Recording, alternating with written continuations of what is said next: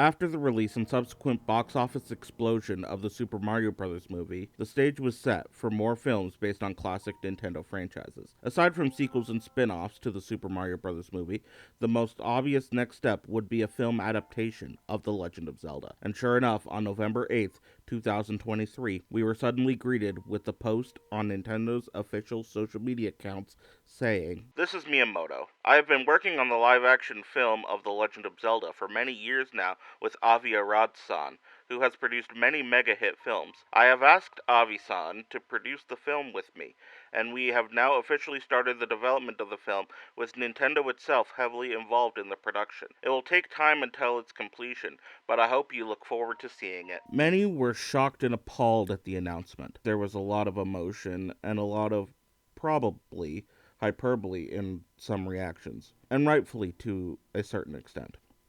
Avi Arad and Sony Pictures do not have the greatest track record when it comes to big blockbuster films, and only recently have video game movies been able to be seen as passable or even good. And Wes Ball, who has been attached as the director, isn't the most proven filmmaker, with his latest and currently best received film, Kingdom of the Planet of the Apes, having not yet been released in theaters at the time of the announcement. However, in the 2 years since, we've slowly started to learn more and more about the film. While Nintendo and Sony have remained mostly tight-lipped on the project, we have learned some new details, most notably the casting of relative unknowns Benjamin Evan Ainsworth and Bo Bragson as Link and Zelda, respectively. And while unconfirmed, based on leaked set videos, Daikon Lockman does appear to be playing the role of Impa. Likewise, we got our first look at the leads in the film, first by previously mentioned set video, but followed up with official first look courtesy once again of Mr. Miyamoto. As the film commences production,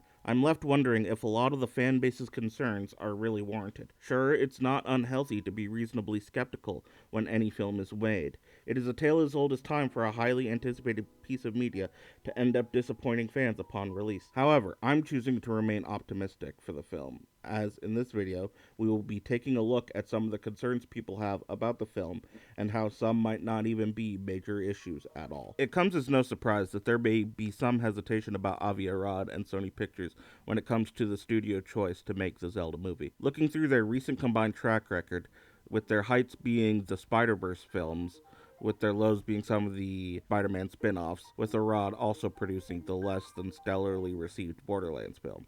It is admittedly not a superb outlook. Granted, Sony's mainline Spider-Man films, made in collaboration with Marvel, have received some positive reception from general audiences, with the previously mentioned Spider-Verse films, produced under Arad, also receiving high critical acclaim. While I know from first-hand experience that there is much bemoaning that the Zelda movie is not some hand-drawn animated art film done by a prestigious animation studio like Studio Ghibli, one must also consider the real intended purposes for these multimedia endeavors, which is to say, marketing. And I think this is why Nintendo went with Arad and Sony, as evidenced by the initial announcement wherein Miyamoto says, "Avi-san, who has produced many mega-hit films." While everyone champions Top Gun Maverick as being the film to get general audiences back to the theaters post-COVID, which is still very much true in a general sense, it was preceded by nearly 6 months by Spider-Man No Way Home, which made almost $500 million more at the box office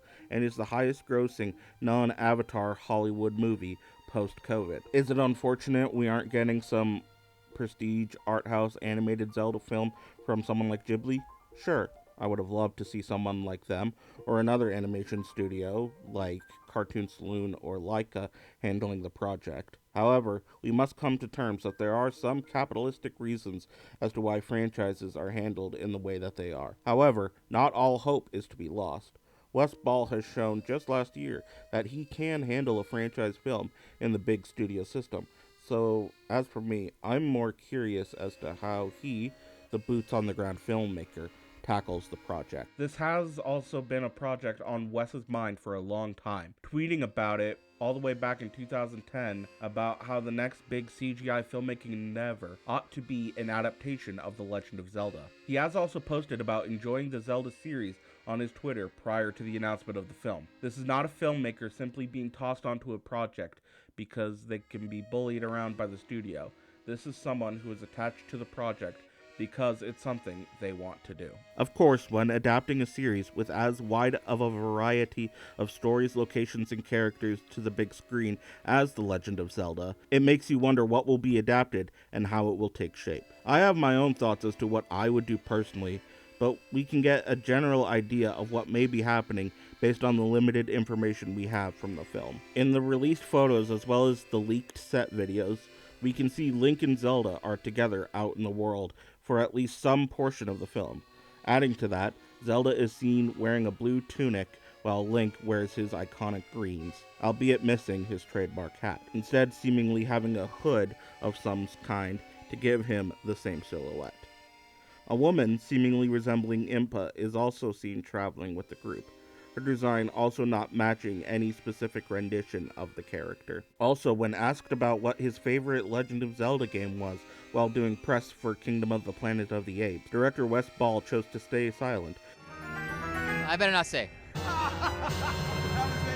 Which Wes Ball confirmed later on his social media as him not wanting to confirm any specifics about the movie, and that fans should not worry as he does consider himself to be a member of the fan base. However, while one instance isn't quite enough to officially recognize a pattern, I do think I can deduce that, based on how the Super Mario Bros. Movie pulled from a wide variety of Mario games, with its sequel seemingly doing the same, I predict that the Zelda movie will be a homogeneous retelling of the general Legend of Zelda story, with some key elements being taken from iconic cornerstone games like Ocarina of Time or Breath of the Wild. I expect a standard hero's journey plot about a great evil, most likely Ganondorf, being played by a yet-to-be-announced A-list actor, wanting to claim the Triforce and take over Hyrule, with Link and Zelda finding each other through some means and teaming up to stop him, all while adventuring around the iconic sites and showcasing iconic Zelda series landmarks and characters. Plot-wise, a Zelda film is arguably one of the most straightforward adaptations a filmmaker could be given from Nintendo's catalog of IP.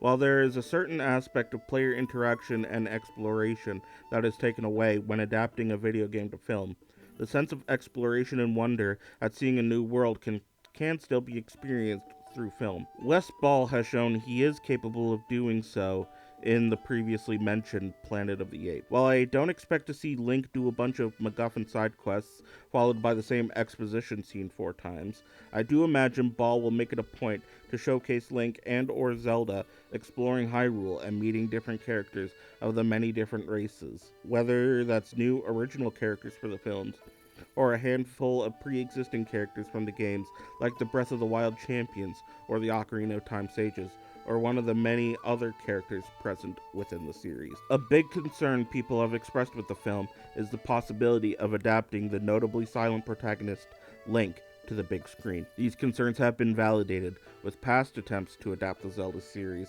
as well as comments made by Miyamoto about other less talkative Nintendo protagonists on film. Mario will be talking a lot in the movie. Please look forward to Mario as performed by the very talented Chris Sun. Link as a character has often been perceived as mute, a blank canvas for players to project their own feelings. However, if one were to just look at the cutscenes in the games with Link interacting with other characters, we can see, but not totally hear, him talking. Or when the player selects a dialogue option, it is implied that those are Link's words and thoughts the player is expressing. In addition, external high-quality licensed media, like the official Legend of Zelda mangas based on the games, have Link talk in them. Disregarding precedent set by official Nintendo works, many fans do justifiably feel that having Link be an overly vocal character in the film may be a betrayal of how to properly represent him. While I do think Link will need to talk in this film, I can think of a major example in a recent film that features a quiet and soft-spoken character that Wes Ball could use as influence on how he handles Link, that being the character of Furiosa in her self-titled film. For a majority of the film, she does not speak, much like how many people would prefer Link to act. In the scenes where she is mute, she conveys her feelings through both Anya Taylor-Joy's remarkable facial acting, as well as through George Miller's remarkable directing ability. Furiosa also engages in limited conversation with the characters she encounters throughout the film, whether it's Praetorian Jack or Dementus. She is able to have chemistry and engage with the other characters on screen through her limited dialogue and her expressive body language. As such, I could see Link following a route similar to characters like Furiosa, wherein he would be a person of little words, relying mostly on facial acting and body language in most scenarios.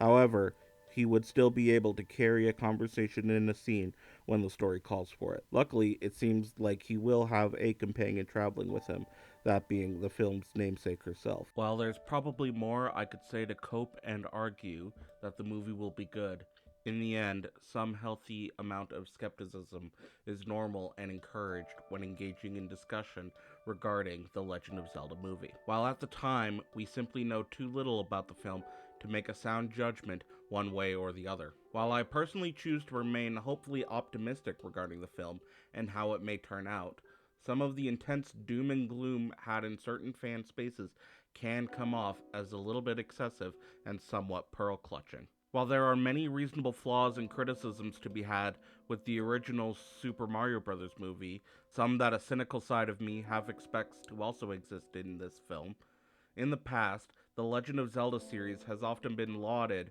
for its intentionally well-crafted story.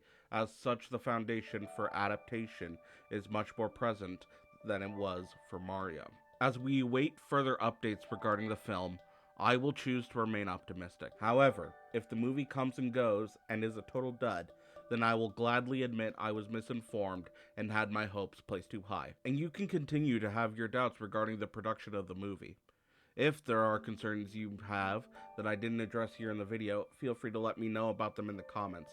And don't forget to subscribe to the Rad Rider for more commentary and analysis of films, games, music, or any other such form of popular culture. And once again, thank you for watching.